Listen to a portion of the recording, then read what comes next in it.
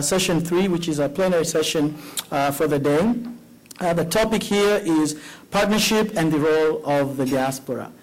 This session is going to be led by our very own Ambassador Mulamula, who's here with us. Will chair this panel together with our very own also Ben Kazora, who is also the president of the East Africa Diaspora Business Council. He is also president of the Dallas Tanzania community, and the list continues. He is a true, I call him Mr. Diaspora. He's a true Mr. Diaspora, very, very active in the field.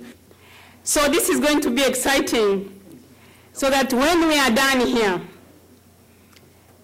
Ben is going to introduce them, but I'm saying when we are done here, the takeaway would be that when a bong or when they get into the office, then they see diaspora on their screen.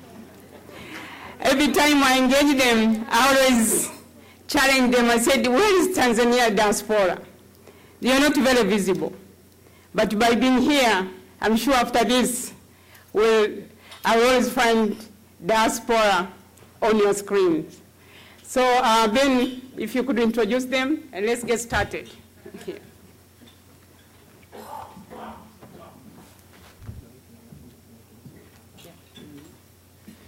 Yeah, thank you, Ambassador Mulamula, and without wasting any more time, I would like to call upon the panelists. As you can see, it's a very distinguished panel, and what we're going to do moving forward is give each of these panelists a few minutes to talk about what they do and how that relates to the diaspora. And because this good doctor talked about information sharing, and I hope this culture will be broken today where you can hear from both sides, from the Honorary Council, from the U.S. government, and from people who are back home. So we hope this, again, this session will break that ice and will start a new culture where information is open and available to everyone. Susan, karibu.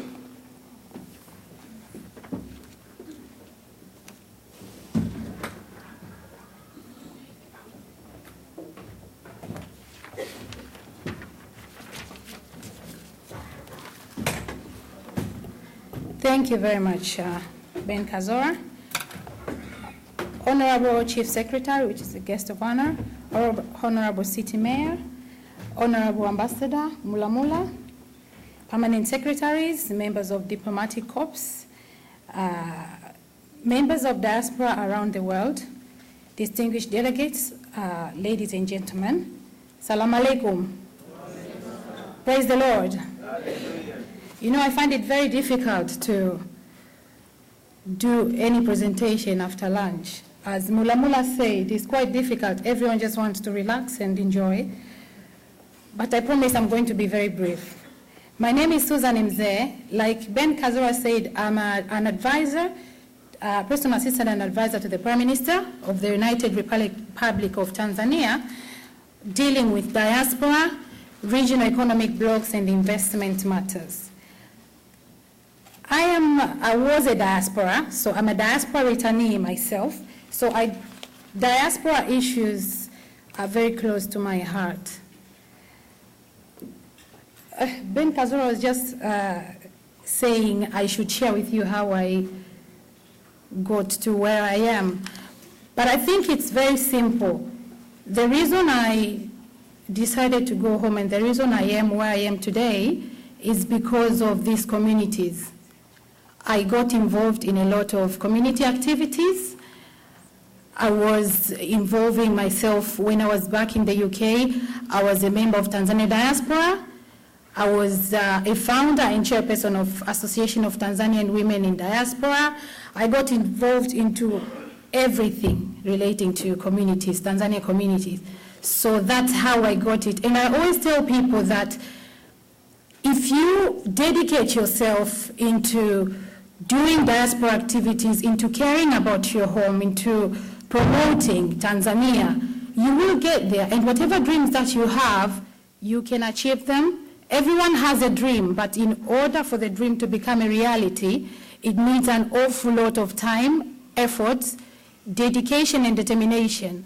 So that is my little secret, and it's not a secret because I like to share with people. So whatever you want to do, if you put your mind to it, you will get there. Okay, the government of the United Republic of Tanzania would like to acknowledge the appreciation. I don't know whether you can hear me. Okay. That DICOTA has organized. We really appreciate, because it's never easy to organize an event of this magnitude. And the last time I was at the DICOTA conference was back in 2012. And actually, when I attended that conference, I was only a month into my job. So it was an honor, and I'm really excited to join you again. And thank you very much for honoring me to at least take the stage and say something small.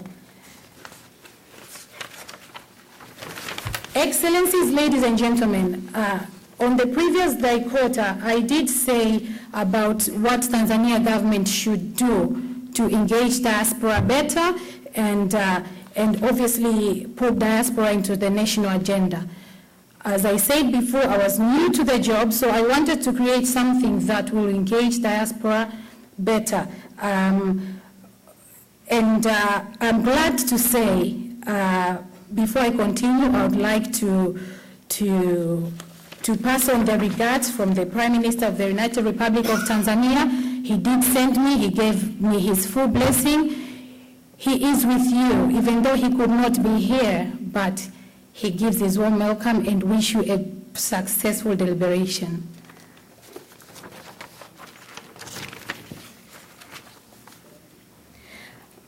Like I say, as I pointed out on the previous DICOTA, diaspora can contribute immensely in 4 ways. The first one being transfer of remittances, investment opportunities, transfer of skills and know-how, and supply of equipment on various sectors of the economy, such as health, education, etc. And it is for these benefits that the government of Tanzania, in particular the Prime Minister's Office, Ministry of Foreign Affairs, Diaspora Department, and President Office in Zanzibar decided to do some of the following. So I'll just mention what we've done so far in terms of diaspora engagement. First of all, we did establishment of Diaspora Task Force, which comprises of representatives from different ministries and institutions. The reason being, with this desk, you can't work alone. So you need other ministries and institutions in order to put everything together in order to make successful diaspora engagement. And that's what we did. And we've actually managed to successfully implement different activities. The second thing we did was the first Diaspora Homecoming Conference. I'm sure some of you are aware of what happened back in August this year.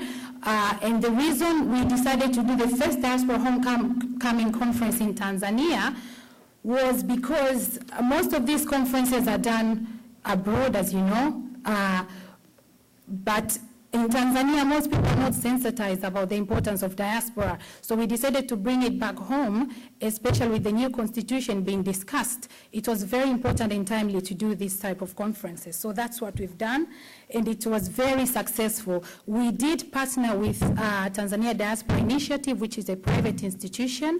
It's actually diasporans who were returnees back home. They decided to form an organization. So that was very successful. I'm really sorry. Thank you. Another thing that was done is the creation of the diaspora website, which is called www.tanzaniadiaspora.org.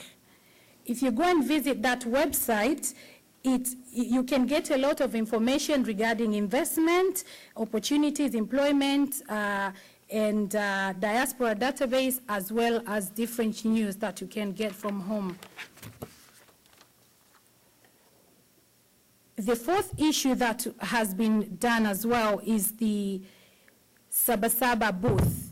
For the first time, diaspora has got a banda, did have a banda at Sabasaba, and the main issue as well is to make our presence known in the Tanzania community, that diaspora is there.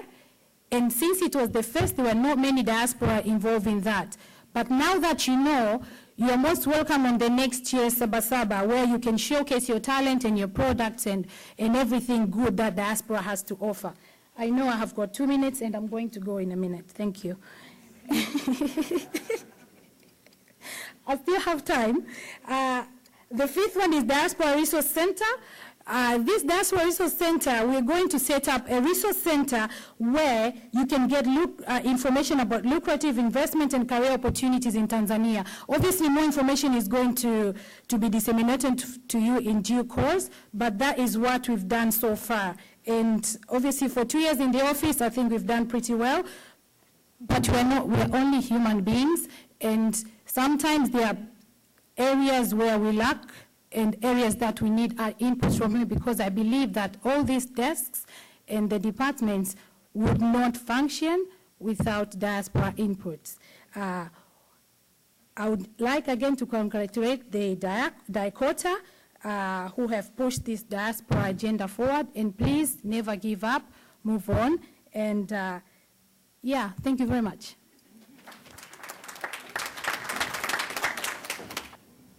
Hello, good afternoon, everyone. Thank you so much to DICOTA for inviting me to this convention. I'm very, very happy to be here to represent the U.S. Trade and Development Agency, which is an agency that really, I think, is very well suited to your theme, both your overall theme of enhancing and empowering Tanzanians to promote economic growth, socioeconomic growth, and also this very panel, which is focused on partnerships. I have to, before I continue, thank Ambassador Mulamula, who I have to tell you is the most effective advocate and tireless advocate for Tanzania, and a great friend of USTDA. I also very much appreciated Ambassador Safue's comments this morning about opportunities for partnership, and I hope today just to go through how one agency in U.S. government hopes to encourage such partnerships.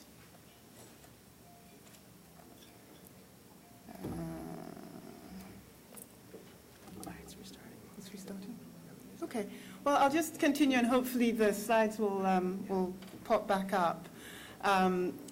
So USTDA is an independent U.S. government agency that is tasked to link U.S. businesses to global infrastructure opportunities all over the world.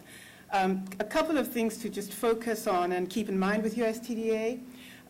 One is that we focus exclusively in emerging economies. So we are tasked with advancing economic growth, and we think that that is obviously key, and when you consider that those markets are growing at 3 to 4 times the rate of industrialized nations, we think we are where US companies actually really want to be. The other thing to keep in mind is that we focus also on what you would call infrastructure projects, large infrastructure development projects, because those go to the developmental needs of our partners in emerging economies. And so with that as the sort of backdrop, if you can keep that in mind as I go along and talking about partnerships, bear in mind that US companies might be any one of you who have companies in these areas that I talk about. I had a slide that had a ratio on it of 73:1. That was just to indicate that USTDA's work results in about $23 billion of US exports, and that's been over the last 10 years. It's supported about 110,000 jobs in the United States, and that ends up in a ratio of, for every dollar that we program, it results in $73 of US exports. So there is a direct relationship to the work and the investments that we make. In terms of, let me just see where I was going to. It's difficult to do it without the slides, actually, as you think about it.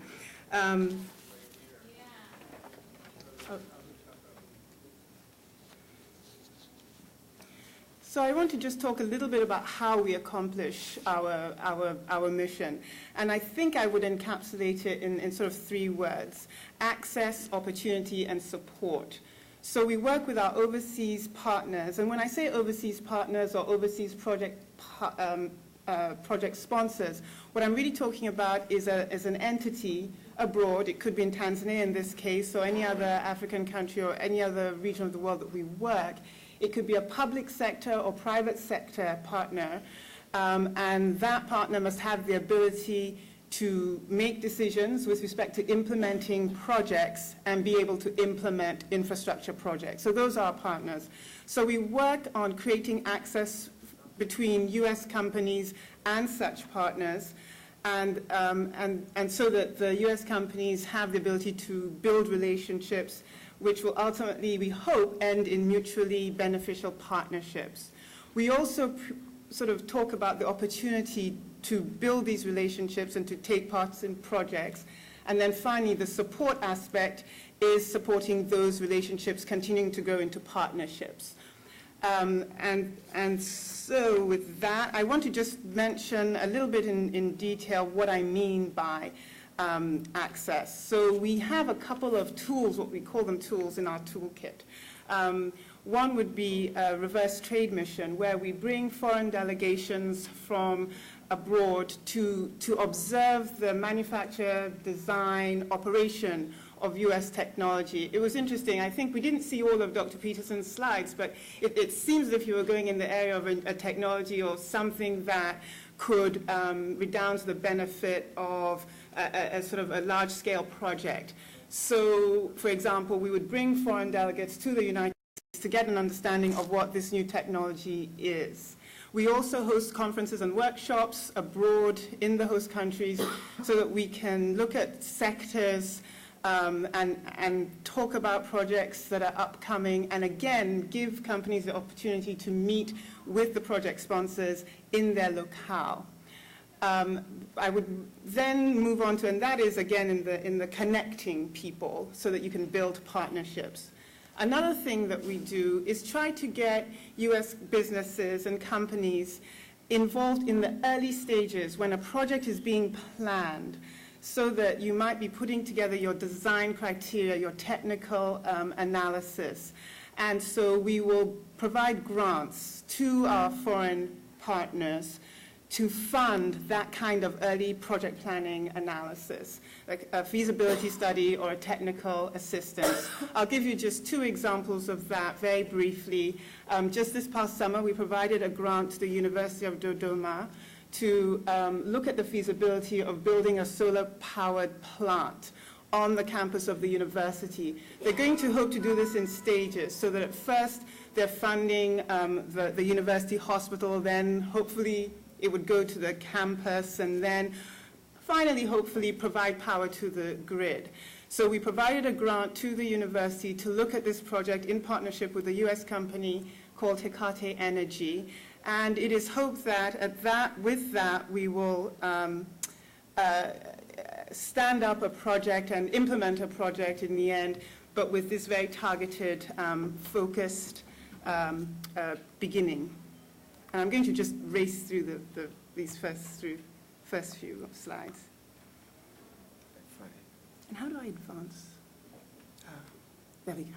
Perfect. Okay, so we can skip all of this. We talked about access, reverse trade missions, workshops, feasibility studies I've talked about, technical assistance. Here we look at how do we enhance the environment, either by regulatory reform or helping legal development to really build an atmosphere, an environment for trade. Because again, it's all about being able to enhance trade and build partnerships for that. We also might help to set industry standards, as that is something that is also conducive to trade.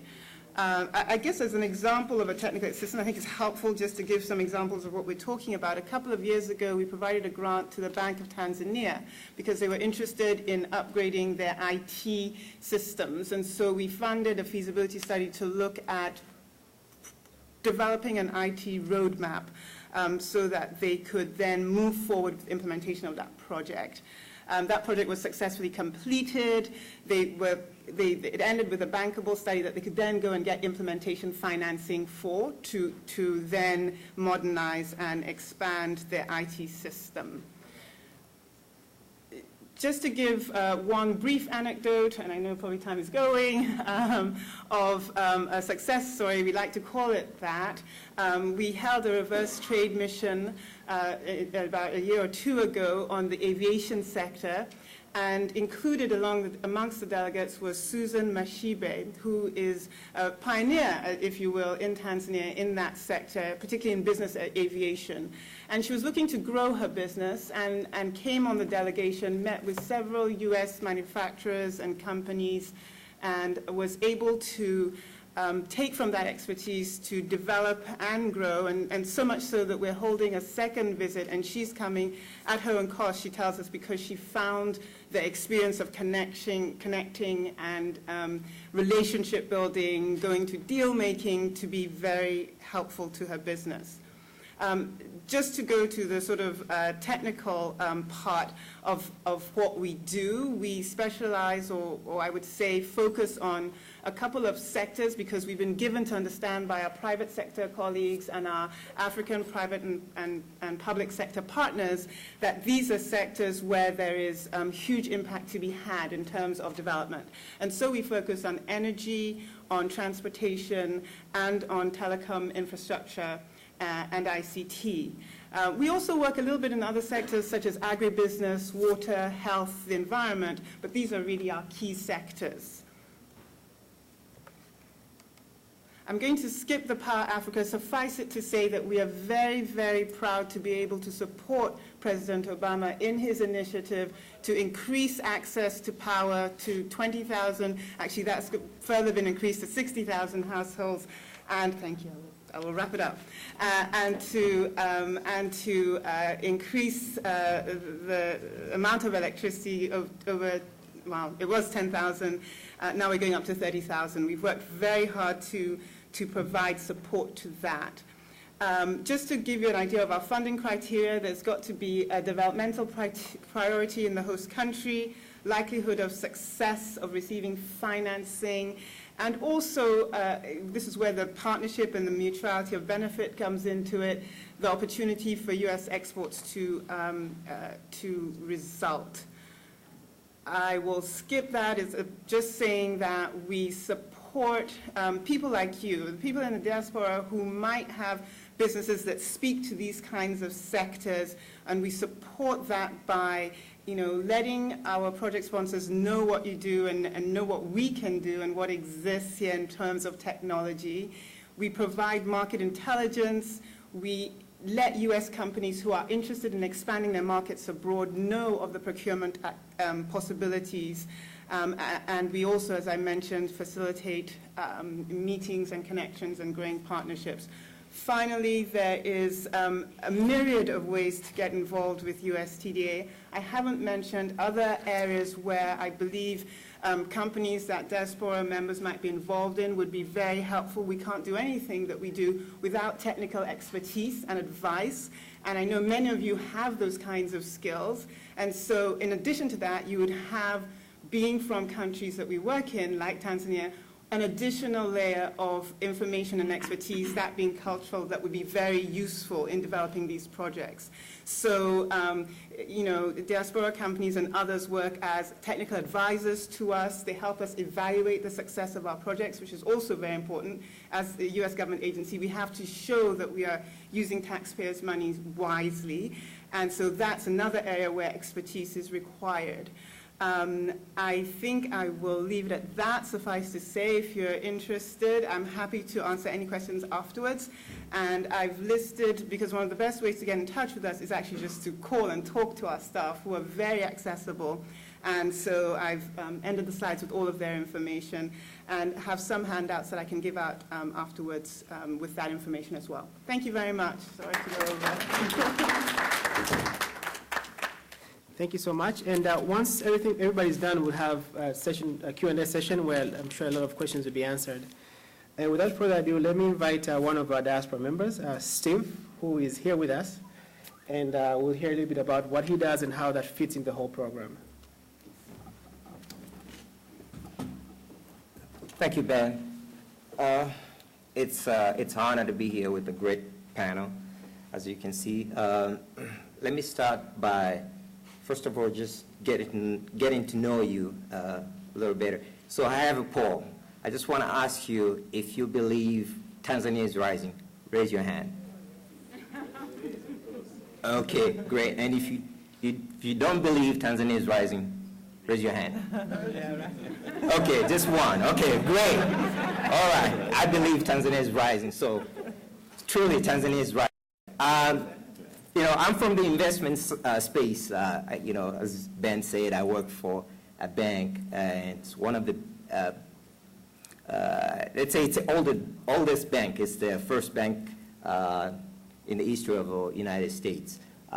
So the bank also believes in Africa rising. So it's actually a good thing, you know.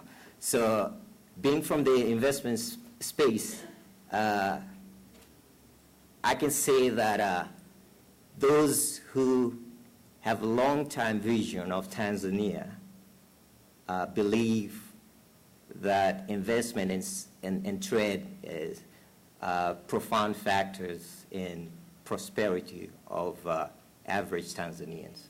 So I'm sure all of you agree on that. So we, diaspora, you know, such as myself, we are trying to do as much as we can to engage ourselves in the activities or the good stories that we're hearing about Tanzania, what's going on in Tanzania today.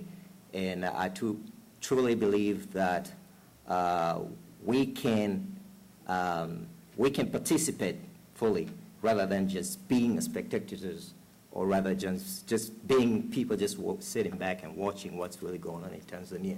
So actually, as you know, probably you have heard, there's three types of people. First of all, there's those people who make it happen, and those people who actually let it happen, and those people who wonder what happened. So as we diaspora, we don't want to be those people who wonder what happened. We want to be part of the engagement, partnership at the local level, I mean at the individual level, business level, community level, or whatever, just to make sure that we're also being a part of a story, the success story of Tanzania. As a diaspora, I think we have reasons why we can do this, why we can participate fully. There's a couple of reasons. First of all, let's say there's 5 reasons that I know myself that we can do it. First reason is diaspora members, I think we have the same education as those in advanced economies today. Okay. Second, I think we've traversed borders, we've had experience, you know, gained knowledge and skill set that I think can be a reason why we should be able to participate or engage ourselves in activities in Tanzania. Third reason, we have access to information, which is the key. Once you have information, then you can make a good decision, you know. And the other reason, the fourth reason, I think we have access to capital. You know, living here in a diaspora, as you know, cost of capital is really expensive. I mean, it's really high on the ground, so I think we have advantage in that case. And the fifth reason, I think we are more driven today than maybe 15 or 20 years ago. So I can say there's a lot of opportunities on the ground, and we diasporas, we can engage ourselves directly or indirectly.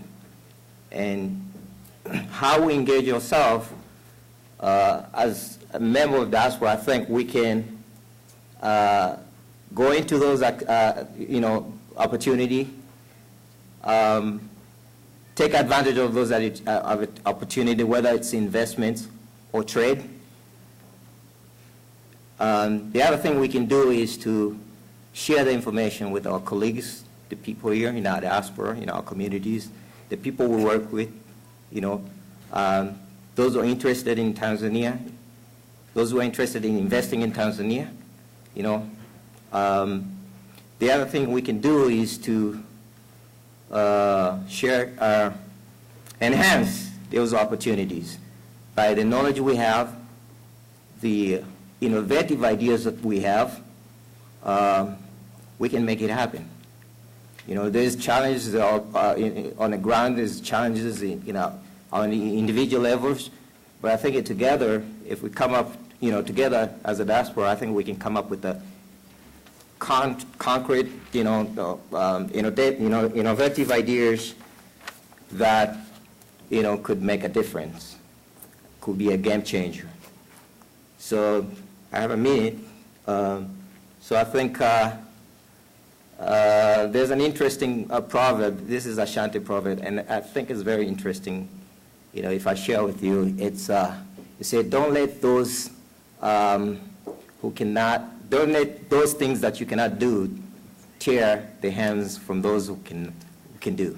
So I think anything that we can come up with, maybe it's ideas. I know financially some diaspora might be having constraints in that area, but I think altogether, I think we can come up with ideas. There's something going on now. It's called crowdfunding. Those type of innovation ideas, we can overcome all the barriers or those bottlenecks we're having and build our country, Tanzania. So thank you very much. Thank you, Steve. There's two things I'd like to do for me. One is to talk to a gentleman who does not believe Tanzania is rising, and then tell me where the capital is once you are done. But for now, I would like to invite the Honorary Counsel, Honorable Berg, please. Thank you very much. And first, I'd like to congratulate the organizers on impeccable timekeeping. This is the best time management I've seen at any DICOTA conference, so you have to be applauded. We could have used you at the night of Jakaya in Washington. We started at 7 and ended at 12:45, just in time for breakfast. But it was a remarkable evening. I am an elder in one of the smallest tribes of Tanzania, the Wazungu tribe. And I was inducted into the Tanzanian family in 1968 when I married a Kifungilo girl from the Kifungilo orphanage. And we were married for 36 years, and about halfway through that span, she found out that she was actually a Sukuma girl. And so I have some coverage throughout the country. Let me tell you quickly the sort of things that I do as honorary consul, and I'd like first to apologize on behalf of my colleagues, the other honorary consuls who should have been here, and I understand that they don't all have equal financial resources, and it's costly to come to all these events. But I would hope that at the next gathering we'll have more of us here. They all do good work. So what do? Well, we do primarily the same sort of thing that the embassy does, with two major distinctions. We get to be called honorable instead of your excellency, and we have absolutely no budget. In fact, it cost me on average about $15,000, $20,000 a year to do what I do, because somehow there are a number of Tanzanian organizations that believe that we have a budget and ask us to help with funding, so we do. I started getting involved with the Tanzanian diaspora long before that term was applied to Tanzanians. It was only applied to Jewish folks throughout the world in the early years. That was the only diaspora that was known. When DICOTA was formally announced and established, that term had become more broadly applied, and I had become very intimately involved, unfortunately, after 9/11. I had offices both in Minnesota and in South Florida. And after 9/11, and I'm an American citizen, so I can say this, there was a massive overreaction for understandable reasons on the part of the American government. If you were young, black, male, and Muslim, you had probably about a 70% chance of being arrested for trumped-up charges, very often prostitution, the whole soliciting prostitution or engaging in prostitution, a lot of trumped-up charges, and other things. So I spent most of my time either in jail or speaking to Tanzanians and trying to spring them out of jail. In the course of my involvement with Tanzania, I've had many unfortunate experiences where people should not have been in jail. So that was a lot of the work. Fortunately, the American government has smoothened out things. We're no longer overreacting that way. So now I can spend my time more productively. That involves helping repatriate people who are sick and need to go back to Tanzania, sometimes, unfortunately, bodies when people don't survive. It involves people that have overstayed their issues, their visas that are issued, and helping them leave the country on an orderly basis. Also, of course, helping Tanzanian-focused NGOs throughout the United States that have visa issues when they want to do good work in Tanzania.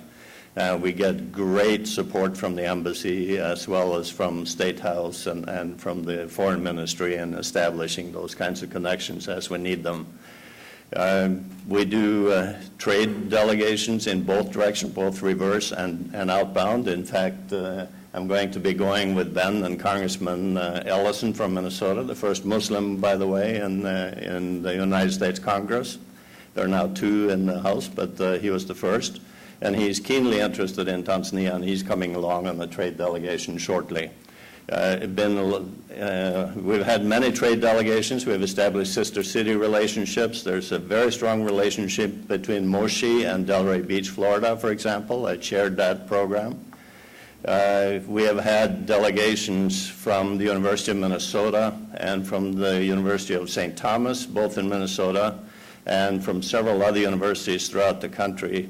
And I particularly would like to thank Ambassador Safua for having accommodated and personally lectured to those groups as they arrived, as has the President, which is remarkable. American students don't get that kind of access to their own government, but they do to the Tanzanian government, and that's really appreciated because it creates new ambassadors for Tanzania throughout the United States. We are working on a lot of different things, but I have two principles in all the work that I do, and that is that it should be relevant to the diaspora and it should add value. So one of the things we did 2.5, 3 years ago now, we convened the first ever gathering of NGOs that are focused on Tanzania, and with minimal distribution, we gathered 152 NGOs that do phenomenal work in healthcare and education and agriculture in Tanzania.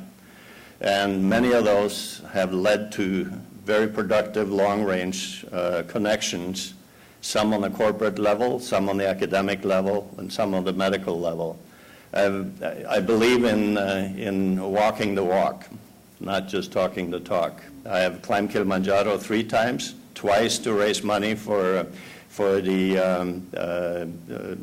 Celion Lutheran Hospital.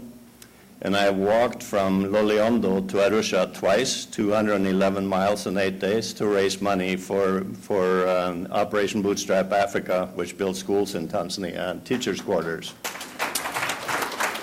So I'm trying to give back. I'm extremely fond of Tanzania. I always say that I have 3 home countries. I am a member of the Norwegian diaspora. I live in this country, and I feel very much at home in Tanzania. So I say I split my time this way. I spend half of my time on Tanzanian matters, half of my time on Norwegian matters, half of my time on American matters, and the last half on remedial math. We invite every one of you who have something that we can help with. At the moment, I'm helping folks in California, in Texas, in Oregon, Minnesota, Wisconsin, Washington, D.C., Florida, and Maine on various projects that have absolutely nothing whatsoever to do with my jurisdiction, which is Minnesota. But I like to help where I can, so I try to step up to the plate and be helpful. That's what we do as honorary consuls. I think that we need to continue to work with both the Foreign Ministry and the Embassy to have an increased flow of information so we can put it up on our websites and so forth. And I think that it behooves both the Ministry and the Embassy to be very careful in selecting honorary consuls so that we can have the highest quality return on investment. Since you invest nothing, you should get a lot back. Thank you very much.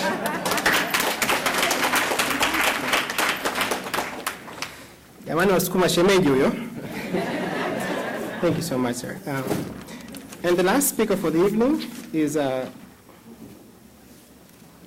none other than Ms. Oren from USAID. Karibu, as they say in Tanzania.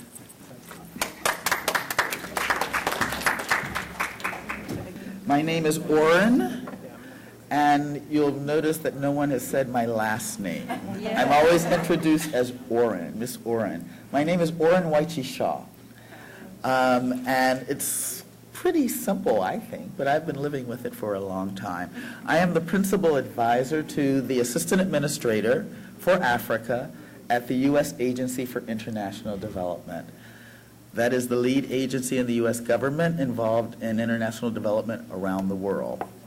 The Africa Bureau is responsible for all of our sub-Sahara Africa activities, and we are the lead in the interagency, that is among all of the agencies, in development policy.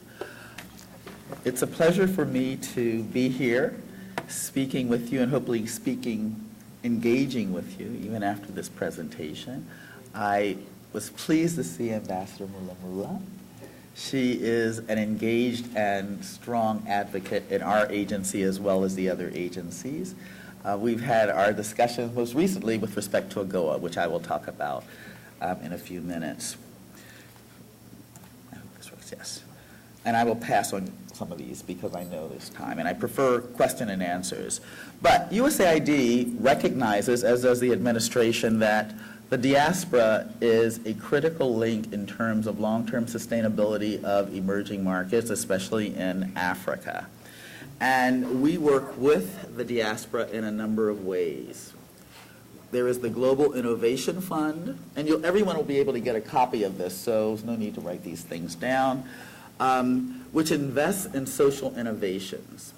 What we are trying to do at USAID is not just take the traditional programming with the government, which we do, but also we are seeking to we recognize that we do not have all of the answers. Perhaps the government don't have all of the answers, but it is people like you who have new ideas, innovation, and so we are trying to solicit more of those things. So the Global Innovation Fund, which was started at the UN General Assembly at UNGA, helps fund social innovations, and we are a member of that. We're also a member of the International Diaspora Engagement Alliance, or IDEA, and indeed next week will be the International Diaspora Week, and there will be activities going on around the country, both online as well, virtually as well as physically. There is the Diasporas for Development Initiative, which is centered in USAID, where we partner with Accenture and with Cusco International to encourage diaspora volunteerism, because that technical expertise is also needed in the countries. And there is the Making of All Voices Count grant challenge. And you'll hear this more and more with aid, where again, we're seeking and soliciting ideas for how we might be able to address some of those issues, and we will put out challenges, grant challenges, and ask for people to come back with ideas of how we might want to go forward. I just mentioned briefly that next week is the Global Diaspora Week, and there's information here if you want to find out, and I'm sure you guys are probably already linked into this. But again, that's something that we, USAID, are sponsors of.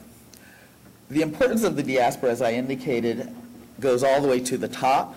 During the African Leaders Summit in July, there was indeed at the White House a diaspora forum where we discussed what are the challenges and the opportunities that for the diaspora here in the United States and Africa. It was approximately 200 leaders from the continent as well as the U.S. 10 of our agencies were involved. Clearly, we were, USAID. USTDA wasn't there? Ah, you see? Sorry. They weren't there. But Peace Corps, Health and Human Services, and some of the other key agencies in the interagency were there, and it provided an opportunity for networking, for exchanging ideas, and as a result of that, we in the administration are now trying to formulate how we can be more effective with the diaspora going forward, and I am part of that process.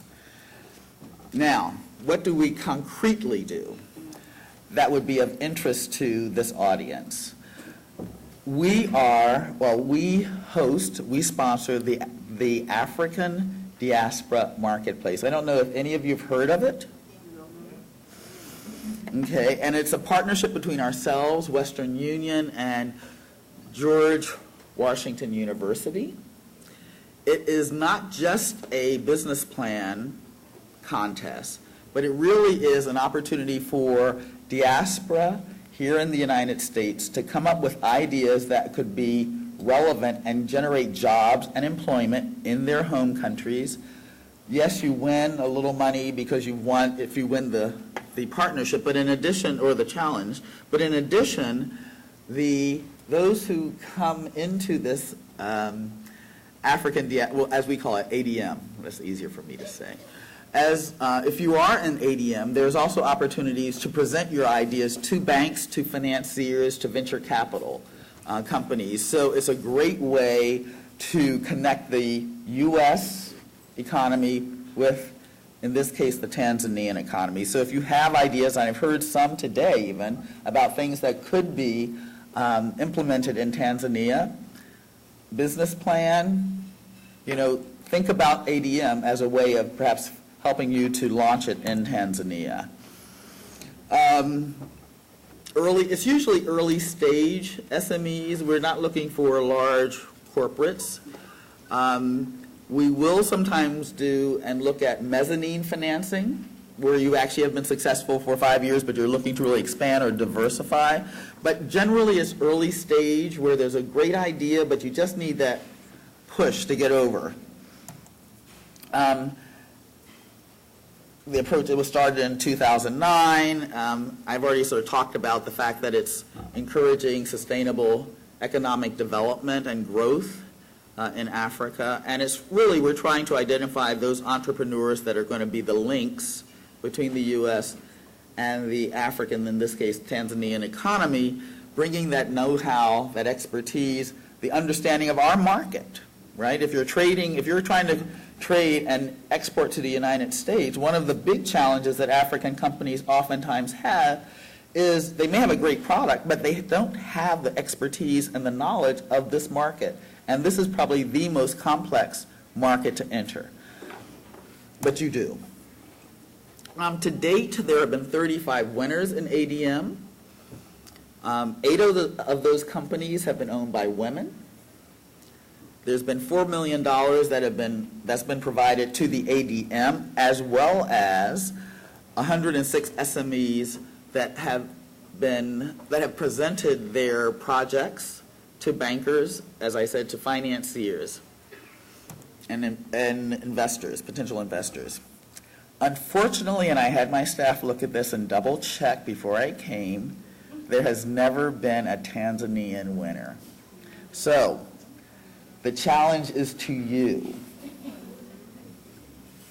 The challenge is to you. I know there's a lot of innovative, creative ideas out there that people are thinking about doing it back in Tanzania. I'll be looking for those proposals. So you see, I'm not going to read through this, I don't have time for it, but you can see that there have been a number of countries represented whose companies have won grants. As I indicated, that there's also a number of women. We have now actually formally linked with State Department's African Women's Entrepreneurship Program. So the two are linked together, and we are encouraging, and here's another possible opportunity. The African Women's Entrepreneurship Program are chapters in Africa, in various African countries. And so we are looking to see how we can link the ADM, that is diaspora here with women entrepreneurs in Africa for that business connection, to come up with a business that encompasses both elements. So again, opportunities. It's a yearly engagement, and so ADM3 we just launched it on October 1st. There will be a sort of roadshow announcing and advertising and getting the word out. Pre-proposal assistance can be provided by the Minority Business Development Agency if there's need. You may have a great idea, but actually pulling that proposal together, you may need work or assistance. And the Minority Business Development Agency can assist in that. There is no sector restriction. Improved monitoring is more for us than for you, but we do monitor the projects, right, going forward. We don't just sort of say you've won it and then just sort of leave you to your own. We really want to make sure that there is a long-term viability of these businesses. TA, once you've won it, TA can be provided by a consulting firm to help, because again, the probability of a small business once launched lasting 10 years, okay, 2 minutes, it's almost done, is relatively low. So having assistance to help you even in the running and the implementation of your project can also oftentimes be useful. The African Growth and Opportunity Act, I'll just go over this very quickly. This is something that was launched in 2002, is a trade preference program to try to encourage African-U.S. trade and primarily trade from Africa to the United States. It has been around for 14 years. Next year it comes up for reauthorization. We have had a number of consultations with the diplomatic corps in Washington, with the business community, both here as well as in Africa. Congress, it's a congressional piece of legislation, so ultimately it is Congress that will write the authorization. I don't think there is any likelihood of it not being reauthorized. When it will be reauthorized is up to Congress. But in terms of what it will look like, there's been a lot of discussion about how long the term will be, this new reauthorization, but what it will do, or what it does, what AGOA principally does, is allow products to come in at a preferred tariff and basically at a zero tariff. This is over and above the GSP, which is another program, a broader program worldwide for select products. AGOA allows more products, or put more products in that category for African countries. And so I won't go through the stats and all of that sort of stuff, but in addition to it, and this I think is the important part, AGOA is a trade preference. All they're saying is that if you're bringing in pineapple or garments or whatever, you can bring it in at a zero duty. But associated with AGOA has been the trade hub, and there's been a recognition that it's not enough to do trade preference. There's also a need to provide assistance, trade and investment capacity building assistance, both to the governments in Africa as well as to companies or value chains. And so concurrently with Congress trying to figure out what it will ultimately present as the new legislation, the administration is working on what sort of package will we present almost concurrent in terms of a trade and investment capacity building initiative. The President issued a presidential memorandum to the interagency July 4th, instructing us to get together to come up with recommendations on what would be needed to have a more transformational increase in trade with Africa. And there's a steering group, are working, I won't say day and night, but we are working very hard to come up with what is mandated, and that is a recommendation by January 31st to the President of the United States on what this should look like. So keep your ears open. It should be very interesting. Finally, I would just raise, even though it's not on your side of the world, but in terms of opportunities, Ebola, as you well know, is something that is raging and ravaging West Africa. I won't go through all of these. What I can say with respect to the partnership that we are encouraging medical volunteer programs. We have a medical volunteer program. And so to the extent that I thought I heard there was a doctor here, but if you know of people who might be willing to volunteer for a month or whatever, here's a link, and we're strongly encouraging that. And then finally, some people aren't entrepreneurs, but they are interested in furthering trade and the relationship between the diaspora and their home country in the United States. So there are other opportunities. There are personal opportunities. We have grants for people who are interested in getting into international development and working either with ourselves or state. There is also the Office of Small and Disadvantaged Businesses, where we, similarly to what USTDA was saying, we actually engage and procure services from small and minority businesses. So that's yet another opportunity, another way of partnering. And then finally, these are the contacts. I've talked about the diaspora engagement, and that's part of our